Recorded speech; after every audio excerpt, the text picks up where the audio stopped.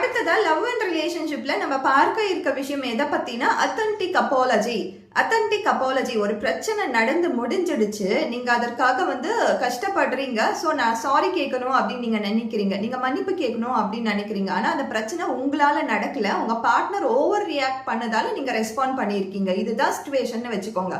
நீங்க சாரி கேட்குறீங்க அப்படின்னும் பொழுது நீங்க ஃபர்ஸ்ட் போய் அவங்க கிட்ட என்ன சொல்லுவீங்க? ஐ எம் சாரி, நான் தெரியாம பண்ணிட்டேன், ஆனாலும் நீ என்னை ட்ரிகர் பண்ணதால தான், நீ இதை பண்ணதால தான் நான் இந்த மாதிரி ரியாக்ட் ஆகுனேன். இனிமேல் நம்ம 2 பேரும் சேர்ந்து இது மாதிரி நடக்காம பார்த்துக்கலாம் அப்படின்னு தானே ஸ்டார்ட் பண்ணுவீங்க. பட் இதுக்குள்ள என்ன இருக்கு?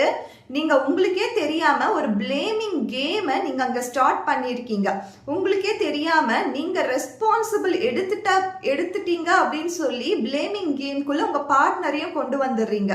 உன்னாலதான், நீ பண்ணதால தான், நீ தான் என்ன ட்ரிகர் பண்ண, நீ தான் இதை ஸ்டார்ட் பண்ண, நீ தான் இதை பேச தொடங்குன, நீ தான் இதை வாங்கிட்டு வந்த.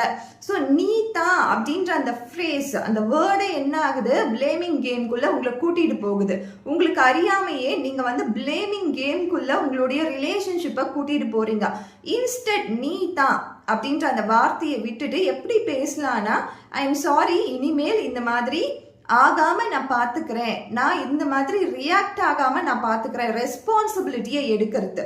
பிளேமிங்கை விட்டுட்டு நீங்க ஒரு இடத்துல ரெஸ்பான்சிபிளா அந்த பர்சன் கிட்ட அந்த ஃப்ரேசஸை இந்த மாதிரி பயன்படுத்தும் பொழுது கட்டாயம் உங்களுடைய பார்ட்னருக்கு உங்க மேல ஒரு ட்ரஸ்ட் வரும். அந்த ட்ரஸ்ட் நீண்ட நாட்களா அது தொடர்ந்துகிட்டே இருக்கும், நம்புவாங்க. ஸோ நம்பிக்கையோட சேர்ந்த காதல் நீண்ட நாளா பயணிக்கும். So instead of blaming game, take responsibility and recreate your love and relationship. Thank you.